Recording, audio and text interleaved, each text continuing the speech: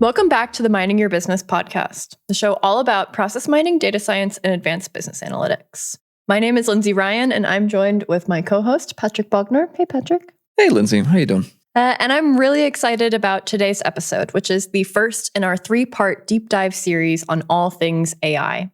For every episode of our deep dive, we have our guest, Alex Oldemeier, who is a self-described AI enthusiast, practitioner, a senior software engineer, and co-founder of the robotics AI startup Formove. If you've ever wondered what AI is, how to use it, and just to know the basics, then this is the episode for you. Stick around.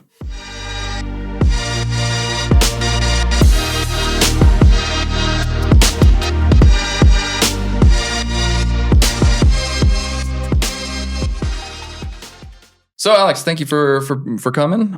We appreciate your time very much. We actually apparently have met before at her wedding, which I don't remember that much about it. There was a lot of people and a lot of espresso martinis, I think, at some point in though. So yes, so I'm really excited to be here today because I think I've been looking forward to this episode more than any other episode that we have recorded yet so far.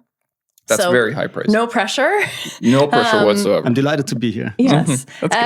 Before we jump into our topic, a deep dive into all things AI, Alex, I would like to ask you to give a short intro about yourself, about your background, and I guess what makes you interested in AI and what you want to bring to the conversation today. Sure. So I think there are two roles from which I can talk about AI. And the first is as a software engineer. So I have a long career in software engineering. I'm doing this for now 13 years. And that is tied intimately to AI. So but it didn't used to be, right? It didn't used to be, yes. But I got some exposure to it early on. It was early forms, also related to more classical methods like machine learning, so not the LLM stuff, obviously. For example, my first program ever as a professional programmer, it was an application called Shoeism. Okay. And that was meant to suggest similar-looking shoes to shoes that you already selected in your shopping basket. And it's a form of AI. We might talk about the definition of AI later. So that's the thing that I see on the bottom when you say articles you might like. That's the goal. You're doing. That was the goal. We did not release that as a product ever. But yeah, we were working on it, and it was kind of working. What do you mean kind of working? Well, it tended to, because the methods we used were kind of primitive at the time. It merely looked for like similar color. Maybe if something was very shiny, it would suggest other shiny shoes. It was not what you would expect from a real product. Okay. So that was sort of your origin story. And is that what you were doing at Google? No, I went to Google a couple of years later. And there I worked on Chrome and Chrome OS, enterprise features mainly. So that was not in the space of AI. But, if you're at Google, you're talking to people, you get the latest news. And so for one, I was following DeepMind at this time when they, for example, played StarCraft using AlphaZero, I think it was called, reinforcement learning based. And the other thing was that we could play around with early versions of LLMs before most people knew that this existed. I mean, it was official in academia. It was also known, but it was very fascinating at the time. We were still, I think, used to like these simple chatbots that gave like algorithmically constructed responses, and that was different. You could feel it from the first moment.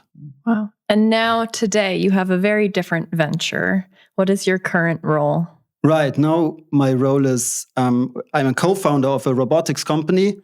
And in this company, I will become the CAIO for our company. We want to be an AI-first company. And also software is really intimately related to AI, software development.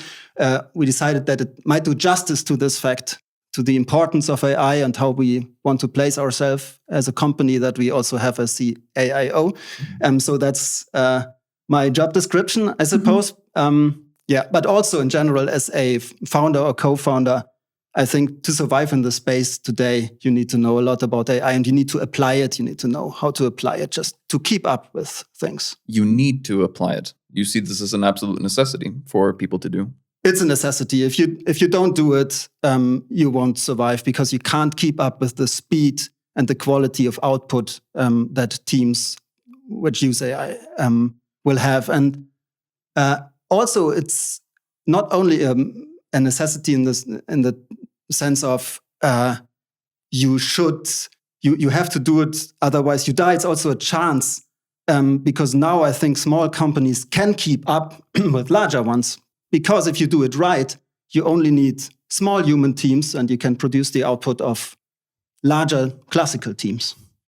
We're jumping ahead a bit. We are. These are such good thoughts. But I think what we wanted to do right now was kind of talk about like the foundational work so that once we start talking about AI, once we start talking about things like LLMs, machine learning, the different, like people will understand what we specifically mean. Because I think there's a lot of misconceptions about what AI is, right?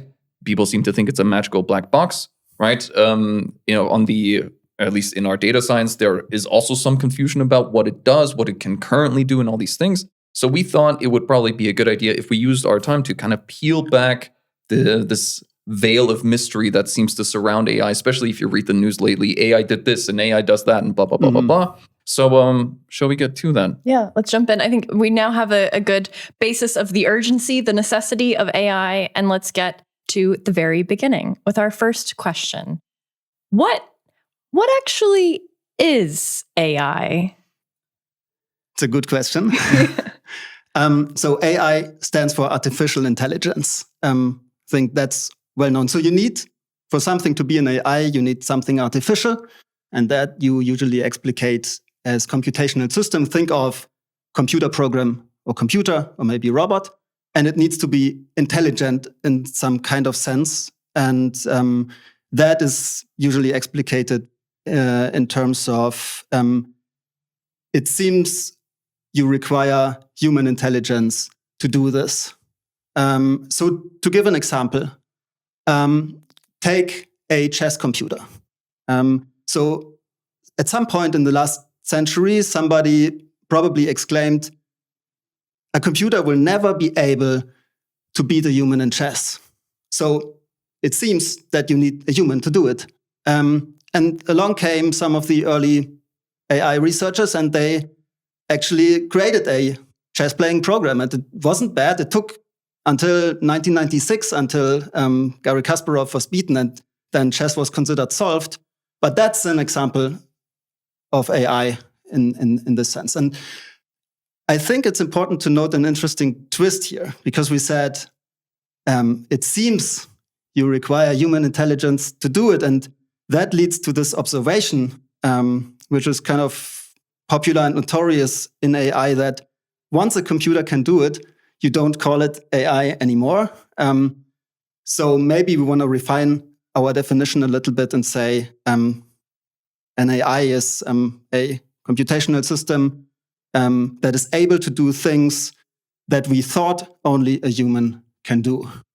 And with this working definition, I think we'll go into the podcast. So I think that this sort of fits into when I think of AI that I talk about with maybe my parents or less technical people. It's often ascribed to be this like magical thing that is able to beat people at chess. So I know I wouldn't be able to beat one of the chess masters at chess. I can hardly play chess at all. I haven't learned it. So that goes into this extreme sort of application, or in my opinion, extreme, that it feels so far away. But then there's also the AI that I think is becoming more common, that is more of this ChatGPT kind of application, which also feels kind of like magic when you're using it for the first time. What actually is is happening behind this? And is it the same as what's happening with the chess computer? Is it the same thing that's happening with ChatGPT? Okay, no, it's not the same things. There's a long development and a lot of breakthroughs that were required to get to there. So, I mean, a little bit of history, very compressed maybe. I believe the first wave of AI, it was mostly rule-based. So a simple chess program that just searches for possible moves. That would be one of the examples for this approach, but also the first ever program that was called AI. It's probably the logic theorist. It was able to prove theorems in a simple logical system. So that was the first wave. And they used rule-based approaches for that. It was hard-coded, basically. That's one thing. Would you classify these things as algorithms rather than like models or machine learning models? Yes. They are clearly, it's not machine learning. You do not take a lot of data and train models and hope they generalize based on that data. It was hard-coded. So you had rules. You define the things that it's supposed to do, when it's supposed to do them, hard-coded, no like variance in that at all. Yes. And I think with the second wave, probably that's expert systems and all this kind of stuff. There you added added knowledge and also the possibility that experts add knowledge to this. And that was used in the industry, not so much in daily life, I guess. And then came the third wave. And this is tied to deep learning. So there in the third wave, you had this idea, okay, there are problems that are so complex that we can't easily think of algorithms or rules to just solve them this way. And we also don't know, there's so much knowledge we would have to add. We just don't make breakthroughs there anymore. So we need to do something different. And the idea was to do machine learning, which means you do not hard code the rules, but you take some kind of model. It can be a statistical model or a neural network. So we can talk about details there if we want to, but basically we would then feed that. We train it with data that we got from somewhere, and then the training leads to these models do the thing.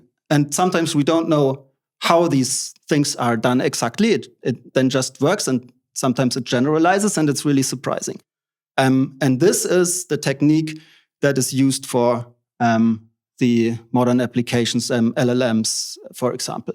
But there's still a lot of other breakthroughs to get this working, because the amount of data you need and the size of the models is so immense that you need technical ways to make that possible even. Yeah. So not just on the programming side, but also on the hardware side, just to like basically get that amount of data into these models efficiently so they can train better, or I don't know how this works, to be honest, but like if I can summarize, that basically means in third wave, we basically have the answers that we want. We have the inputs to them and say, make it happen somehow. And this model can learn from this input, I'm supposed to get this output. And it does that a billion times until it starts to generalize a pattern that it can apply to stuff it hasn't seen before. Yes, there are configurable consider it as a black box, and there are configurable switches in there. And one thing you could do is, as a human, analyze the problem and set all these switches, but there are billions of them. So you won't be able to do that. So you do what you said, you put text in the case of an LLM, you put the first words in to simplify a bit. For example, Alex is doing A, and then you try to complete it. You know it's in this case podcast, and you adjust the switches so that it learns to put podcast at the end. And you do that with the whole internet. All text you get from the internet. So everything I've ever written on the internet, some LLM has captured and is talking like me. Makes a lot of sense. Yeah, that would explain a lot of the silly things I've read. Okay, so then it is just taking mass amounts of data and finding patterns to a degree of specificity that our human brains cannot, of specificity and generality that our human brains can't necessarily comprehend in order to get to outputs. Yes, I think it's a real problem in this case, because there's a whole research field about interpreting these models, and we don't understand them, like the frontier models, what you use in ChatGPT, or if you use Claude, the same holds. We just don't know how exactly they work. So we also don't know what they will output in every edge case. We don't even know if they are, like, they could be secretly doing plots against humanity, and we wouldn't notice. No, that's probably not happening. I'm not saying that this happens. It's just an illustration. We might not know. Yeah. Okay, so I think that's generally high level, especially when I think about LLMs as they're growing. Large language models. Yes, thank you. We leave no stone unturned here. But I think maybe on a slightly different track or clarification of, especially from a data science perspective, that there's a whole bunch of different algorithms and machine learning topics. Is machine learning AI? So machine learning enables many forms of AI. It's a subdiscipline of it, if you want. So AI, taking our definition, you just need an artificial entity that does something that looks like it requires human intelligence. And how you do that, under this definition, it doesn't matter. It turns out that because the problems are so complex in some cases, machine learning, where you do not devise the algorithm by hand, but you learn and have kind of a black box that does it, is the best approach. Okay. I think this is a big question, even amongst our colleagues in the office, where now we see the power of these large language models, and then they seem so much fancier and so much more mysterious, and in that sense, maybe more powerful inherently. But we all know more or less how other algorithms like decision trees work, or these sort of labeling vector machines and these other topics, that it is a open question of, is this really AI or is it machine learning? And where do we draw the boundary between them, if there even is one? Yes. I'm not sure if... for these definitions, you want to know if they are useful for what you want to do. I think it makes sense to classify things like a chess computer as AI. A what? They are AI. A chess. I think you said computer? HS, and I was like, what is HS? A chess computer, yes. Yes. So I think it makes sense to call them AI. But as we said, like it changes, and once it's a commodity, you might not want to call it AI to distinguish the latest developments or what you really do not understand from the other things that are commonplace. So, for example, Google and the search engine, information retrieval, that's an AI problem, a classical AI problem. Also, recommendation engines, what all the web shops do or what YouTube does, it at least was all considered AI. Google is considered an AI company for this reason. They took the latest developments and turned them into profit by incorporating it into their products in this way. So, like the YouTube videos that get recommended to you are AI suggested, seeing as in like it knows the things that you watched and it knows the videos that it could recommend, and through some model it figures out this is the most likely one that he's going to watch next. Yes, and I think it was not clear from the start. So at one point people wondered, can we do that with computers? Can we make good suggestions? It turned out computers can do that very well. I mean, we watch for hours and can't stop. Maybe it works too well. But now, do we want to call it AI or not? It's a terminological question. It depends on what you want to do with the distinction. What is very interesting, I think, in this terminological thing is the question about what intelligence really means. Because if we call all of that AI, chess computers or recommendation systems, then we say this is intelligent behavior, and that raises questions about where are the limits of intelligence. What is intelligence in the first place? I think AI scientists expect that all these latest developments will shed light on what intelligence is. But it's yet totally unclear. No, I think there is no. Maybe there is. I'm not the most competent to speak about these questions. I'm not a researcher in this area, but I think it's unclear what that even is. When we think about like ChatGPT, like a big large language model, there are lots of confusions about how the thing works, right? And I would expect, for example, if I were to look at it like a mathematical function, I put in the capital of France is, and then it auto-completes to, well, it predicts that the next word would likely be Paris, something like that. But if I put in the same question into the same LLM, I sometimes get a different output, right? It formulates it differently and things like that. If it's a mathematical function, how can it be that I get different outputs for the same question I ask it? No, I mean, there are a couple of things here. So the first is, if you really put exactly the same words in, so sometimes you might say, okay, I put the same in, but then there's a small typo, or maybe you had an explanatory sentence before, or maybe the hidden system prompt that also goes into this. You don't even notice if you put that into ChatGPT. There's always a little bit that is added by OpenAI, for example, which basically specifies some rules that the could chat be just application the has to follow. timestamp that you put in, right? Yes, or the timestamp. It also says you are an AI and so on. So it can answer these questions. That might have changed, and that influences the whole system in subtle ways. So the answers could change a little bit. But also the final step. So in these LLMs, there's a lot of computation going on where you take the input and then you look at how each of the words, let's simplify it with words, and the input influences the meaning, let's simplify again, of the other words in the input. And then in the end, you get a certain bunch of meanings of all the words refined, set into context. And then you have a final layer of magic that then leads to probabilities. What is the next word? And these are probabilities.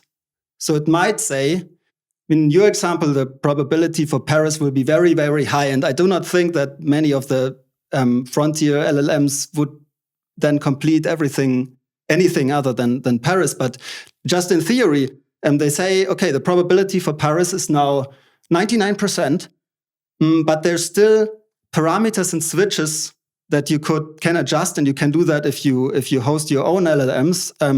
You can set, like, to make it more interesting what these LLMs generate, you could put on the heat, so to speak, and they might, in some cases, like by some random, there's a random generator, and it might choose another word just to make it more spicy, interesting. Or it could be the capital of France is beautiful. It doesn't necessarily need to be just Paris. Yeah, exactly. Or like is crowded in the summer. So there's multiple ways to answer that question, and given the time of day and given the type of model and given what I've wrote before, it can answer differently, basically, right? Yes. Okay. I mean, there are these switches that you can adjust, and you can say the temperature, and so these have names. You can set them all to 0 so that it should. You could, in theory, also program it so that it always takes the word or token with the highest probability, and you can make it so that it becomes very deterministic. Mm-hmm. But then again, as I said, even in the documents back then, they had it that it could still, for some reasons, sometimes output something different than first time. And what about if I put things in that it's never seen before? If I write a sentence like, Patrick is incredibly muscular and then it's never seen that anywhere. I can guarantee you that's never been said about me Nobody in said the this on the internet. No. Never. It's never happened. So what would it do in that case? Like, does it just make up some stuff? It's never seen this before. How would it know? Yes, it would probably make up something, or it's trained to make plausible completions of text, so that that is what it's fundamentally trained for. And it will decide, so some switches internally will decide maybe what area of text generation are we in now? Is it fiction? Maybe. And then it might... Fiction. This is a good burn. Then it might try to complete it as fiction and write many nice and wonderful things about you. Yeah. Or it could think that we're talking about Patrick Swayze. He was incredibly muscular, actually. So then I think what you're saying here is a really solid point that I want to reinforce of the text output from an LLM is all probabilities, that it's not necessarily based on truth.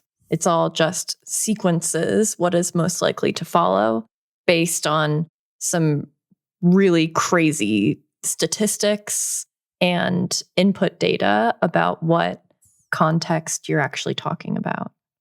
That it doesn't need to be true at all. Yes. Although there's a lot of work happening on the frontier models in these frontier labs to mitigate this problem. Mm-hmm. So they try to curate their data sets so you don't have all the garbage. You said the entire internet. I'm assuming there's a lot of garbage in it. Yes. And it's curated in some kind of way. And also often in some pipelines you have checks. So you will there will be some check that can verify that it's not, at least not offensive or something. You could put that behind it. And then in the later stages of training a frontier model, you also get reinforcement learning from human feedback. That is what it's called. So basically, a human can say, I like this response for that reason, or I don't like it. And they will adjust the model weights based on this feedback. So it gets even better. And I'm probably thinking all the companies where you're chatting with the bot, all the stuff you're typing is also used for training, I'm assuming. And there's a lot of people chatting with their AIs now, right? Yeah, it can be used for training if you do not tick the right boxes in the privacy settings. And that is actually an important point. If you use that in a professional setting, if you do not rely on your company account, then it's the responsibility of the administrator, and they will for sure tick this box. If you use a private account, make sure you shouldn't in a professional setting. But if you do it, then make sure you tick this box. Now, can I ask, if I were to publish like 1,000 articles on the internet saying all about how muscular I am, I just keep writing articles, I keep like having these things generated saying how incredibly buff I am, would the future AIs then learn that I am incredibly buff and muscular? Like, could I influence future AIs by publishing things that might not be true? And would they even know that these things aren't true? Yeah, in theory, that's how it works. If there's, in theory, a lot of content. But as I said, they curate it. And if you can smuggle it into Wikipedia, if there's an article about you and it says how incredible muscular you are, then there is a higher chance, I guess. If it's just on some random forum or your own page, it might not get the same attention. So there is a way. What you're saying? I think, yeah, there is a way. Okay. But it will be very costly, I think. So. Okay, I'll consider my plans. Okay. Now we've talked about generally what is AI, what some of the methods are, how we take inputs and transform them into outputs. It's kind of this how does AI work?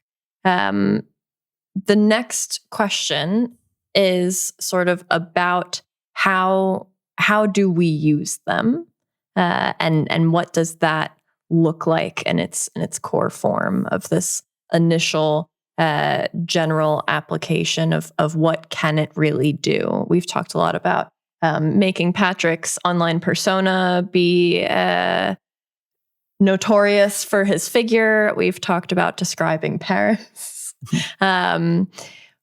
What are really the key applications? Where does AI thrive? ideally in an enterprise context, as that's really the focus, but open to any outputs or any thoughts. Mm-hmm. So if we think about text, if we focus on text to text, that's one of the main applications. That's what you do with ChatGPT. And I can maybe start with what I do with it in professional setting, and I'll set aside programming for a while. And that's, of course, a very good application, and because many companies also focused on these use cases to make them good, and they are. It's incredible what you can do there. By that, you mean you give like Claude all of your code and ask it for feedback to code for you and write scripts? That's what everything. You mean by programming. You can create new code. You can analyze your code. You can write tests for your code.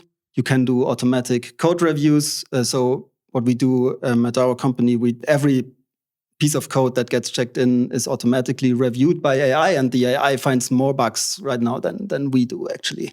Mm-hmm. So you can, the whole workflow, you can even start autonomous agents in the background and say, I want to develop this feature, just do it, and might take 1 hour, 2 hours, or overnight, and it comes back, and often it did a good job. I want to interrupt you, and we'll come back to the question about agents, because that is something that we hear a lot. And as this is our intro baseline everything AI, I want to also clarify then what actually is an AI agent, and is that the same as when I open up ChatGPT on my laptop and start asking it questions? How would you define the difference?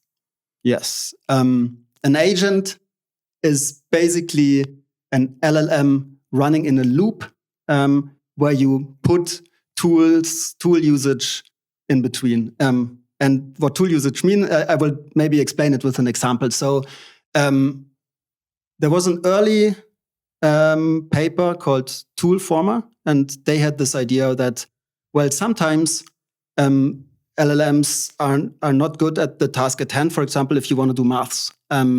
Because they are statistical in nature, so you want to do a big calculation, and there you really need to put the effort in and do the calculation. So what do we do about this? And what they did was they fine-tuned the model to discover when there's, for example, a math problem, a calculation. And then it was trained to not output some number, but it was trained to come back with basically saying, stop, I now need to use a tool. Please execute a calculator and calculate, and then the calculation. And then, if you have an agentic system, then that would be the loop. So the agent loop first starts the LLM, but the LLM comes back and says, "Stop! Now I need to use this tool." And in this loop, you would now execute the tool, and then the result you would give back to the LLM, and then the LLM would know, okay, I now got the result. Now I can give an answer to the user, and then it would say, okay, final answer. Here's the result of the calculation. So you keep saying like the LLM says, stop, now I need to use the tool. Is it actually like writing this text out? Yes, and yes, that's a bit simplified. So they usually do this with a particular format that is a bit more efficient. Then it won't literally say, you could do that, and it would work. You could fine-tune it to do it this way, where it just says, stop, I need to use the tool. And then your agent loop needs to check for the string, stop, I need to use the tool. That would work. It's usually done by the LLM returning a specified JSON format where you have the parameters, the tool name, and so on. So it's fine-tuned to be very specific about it and easy to parse for a computer, for the agent loop to pass it on to a tool. But basically, that's how it works, yeah. Right, so when I use ChatGPT or Claude or whatever, it says it's thinking or reasoning about the problem, I'm assuming it's something is generating text, telling it the steps that it needs to do or making a game plan on how to actually achieve this. But all it's doing is just writing text, right? Yeah, that's something different. That's not tool use. That is thinking mode. So that's a different way of fine-tuning. It's not tool forming, what they did there, but it's that they trained the LLMs to not just answer the question of the user in a chat application, but they literally fine-tune it to first output a small string that says, I am now starting to think. So the format is a bit different. It's like an XML tag, but it's not important for the listener. It basically says, I now start to think. Now the front end knows, okay, I'm displaying thinking and I'm not outputting all the text. And it will generate tokens and it will just talk about, it will generate a thought process. And then it will say at some point, okay, I have thought enough. I stop thinking. The front end notices that, stop thinking. And now everything that comes behind that will be put out on your browser and you can see it and read it. You can, of course, also click on the thinking, you can click on the thinking tag and you will see the thought process. But that's something different. They discovered independently of tool usage, they discovered that the results of these LLMs are better if you first let them think. And in the early days, the people had this in their prompts. It was, I think the technique was called chain of thought. It was a prompting technique. They wouldn't do it automatically, but you say, before you give your final answer, think, or even write down thought process, and then write your thought process, then say, stop thinking, and then give me the final answer. And they just noticed, okay, the results are much better. So the big providers, the frontier labs, put that into their models by default. Oh, okay. Okay. Right. But again, by thinking, it's just generating text about what it should do, right? It's not like actually thinking, right?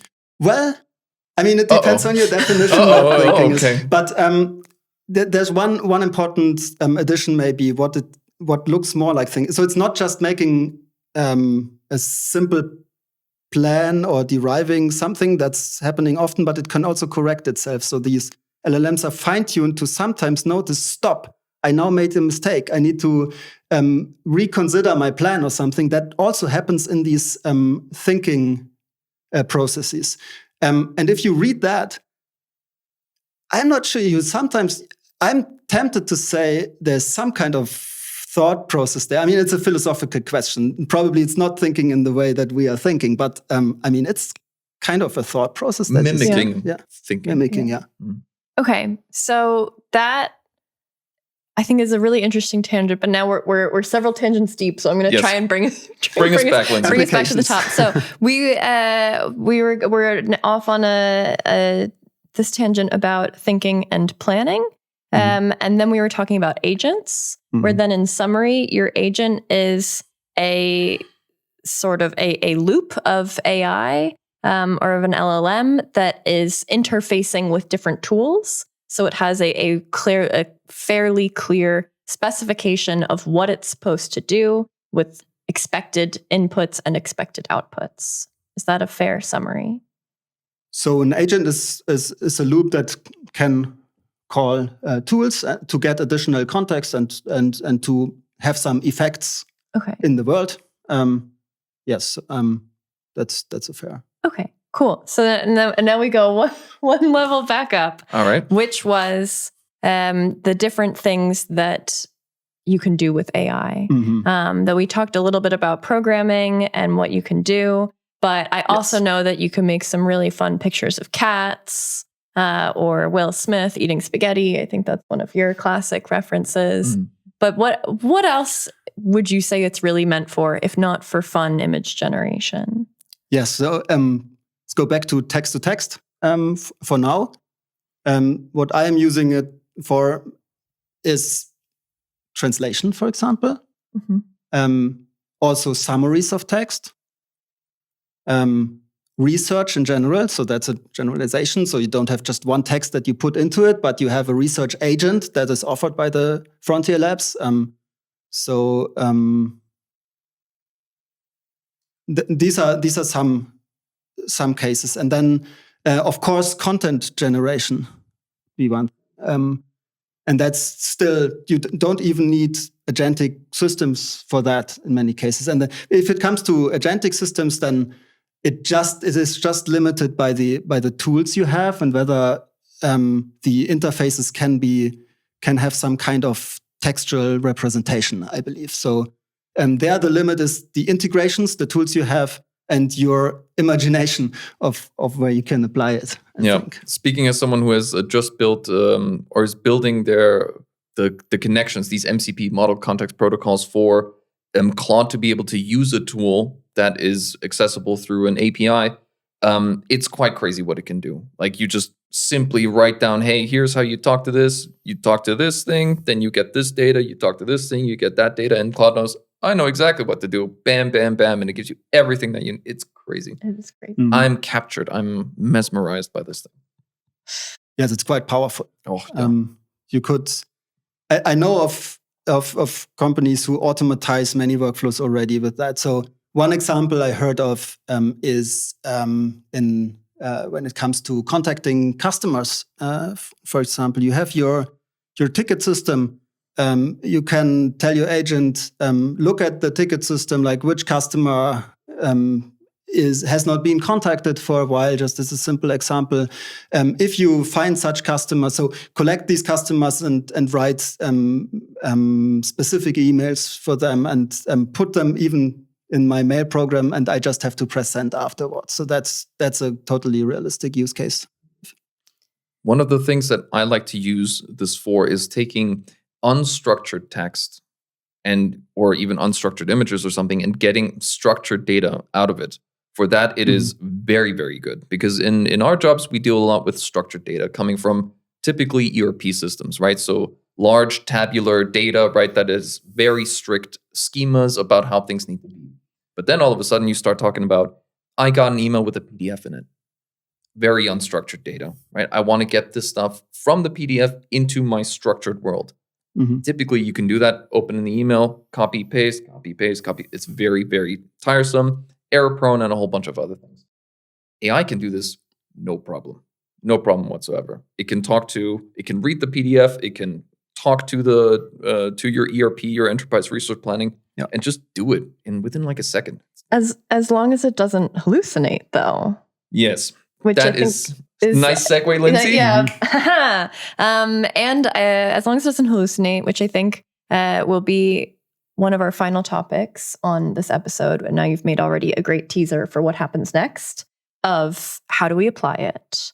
But before we get there, I think the topic of hallucinations is really big. When I am preparing my grocery list for a big dinner party that I'm having, and I say, here's 5 URLs with 5 different recipes. Please compile a fat grocery list for me. And then I look through it and I notice the condensed milk is still not there. And I say, hey, chat, I think you missed something. And it said, yes, great.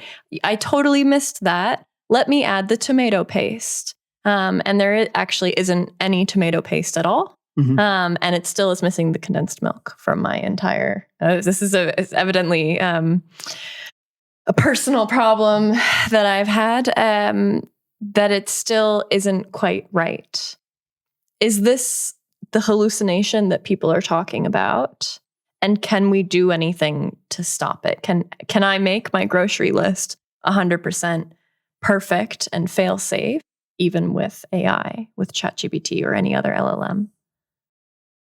100% no, because of the nature of how these things work.